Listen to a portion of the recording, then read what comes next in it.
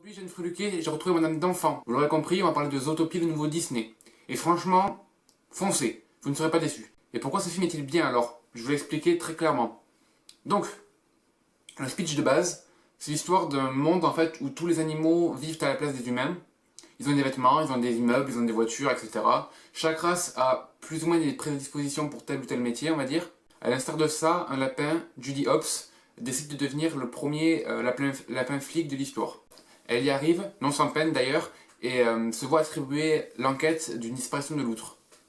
Le reste de l'histoire est donc sur cette enquête, et donc je n'en dirai pas plus pour ne pas vous spoiler, au cas où vous alliez le voir. Et j'espère que chacun d'entre vous ira le voir parce qu'il est vraiment génial. Le scénario tient debout dans sa globalité, il y a juste la résolution de l'enquête qui est un peu facile et qui fait un peu résolution à la Dr House. Mais dans l'ensemble, sinon l'histoire est vraiment bonne. De plus, la morale à la fin du film ne fait pas trop lourde et enfonceur de porte ouverte comme ce genre de film a tendance à faire.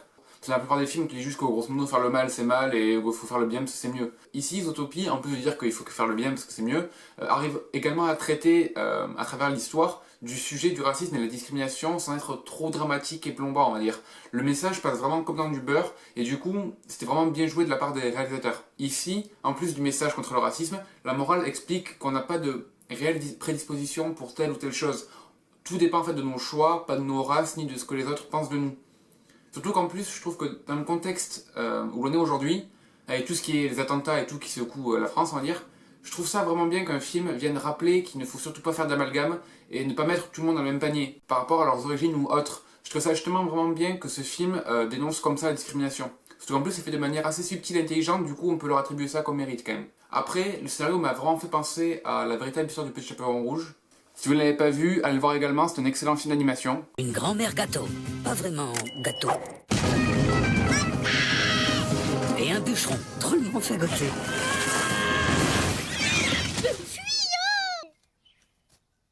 Un loup qui aborde les enfants au milieu de la forêt, c'est pas mal effrayant. On n'arrête pas les gens parce qu'ils sont effrayants. Allô Bruce, tu sais le gars qu'on a dans le tank? Celui qui est effrayant? Ouais, tu peux le relâcher. Et donc, dans certaines parties du scénario et dans le genre d'humour, j'ai assez retrouvé, on va dire, l'ambiance qu'il y avait dans la véritable histoire du Petit Chaperon Rouge, justement. Et comme j'avais adoré ce film-là, justement, et qu'il n'y a pas beaucoup de films qui se rapprochent à ça, on va dire, je trouve ça bien qu'un nouveau film reprenne quelques éléments de ce genre d'humour et tout. Maintenant, attaquons-nous aux personnages. Ils sont tous plus ou moins des stéréotypes, on va dire, de ce que l'on accorde au rôle qu'ils jouent dans notre propre société humaine. On va dire, le chef de la ville c'est un lion, le renard c'est un arnaqueur, etc. quoi. Les deux personnages principaux, à savoir Judy Hopps, le lapin, et Nick Wilde, le renard, ont tous les deux une certaine profondeur qui les rend touchants. Enfin, il y a plusieurs scènes dans le film qui font que on se rapproche bien d'eux et on compatit, on va dire. On s'attache donc à ces personnages et on s'identifie donc mieux à eux.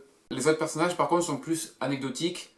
Ils sont plus là comme ressort comique que comme réels personnages profonds et importants, on va dire. Parce que bien que certains aident à faire avancer le scénario, ils sont pas particulièrement travaillés, on va dire. Mais sinon, tous les personnages sont vraiment très drôles, même ceux qui sont pas très travaillés. Notamment le paresseux qui, même si son potentiel comique a été un peu gâché par le fait que dans la bande-annonce, on voit en fait toute la scène du paresseux, ce qui fait qu'au moment du film, on n'a plus l'effet de surprise, mais la scène reste quand même tout de même vraiment très drôle en soi, quoi. Quel mot qualifie une chamelle à 3 bosses?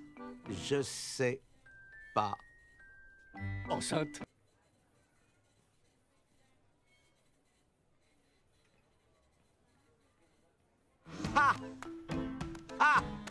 Mais après, même si j'aime bien tous les personnages, même si j'adore Flash le paresseux, franchement, il y a tout de même un personnage que j'aime tout particulièrement et qui est selon moi au-dessus du lot. C'est celui de Mr. Big, le parrain de la mafia, qui est juste parfait selon moi. Mais je vous laisse le découvrir en allant voir ce film.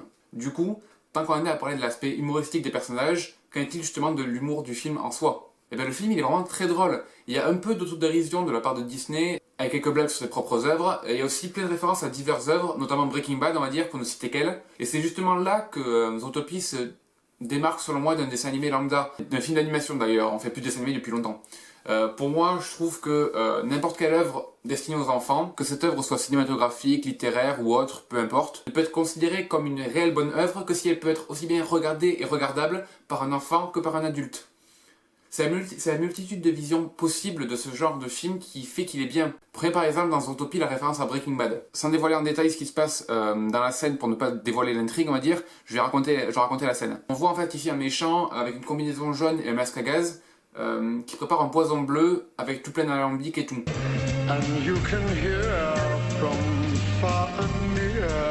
La référence pourrait donc paraître assez limpide et plus ou moins cachée, on va dire, quand deux gars justement tapent à la porte du mec, et ce mec-là dit « Ah, Walter et Jesse sont enfin revenus ».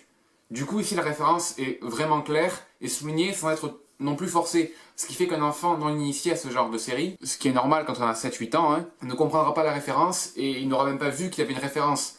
Pour lui, Walter et Jesse ne seront que les acolytes du méchant.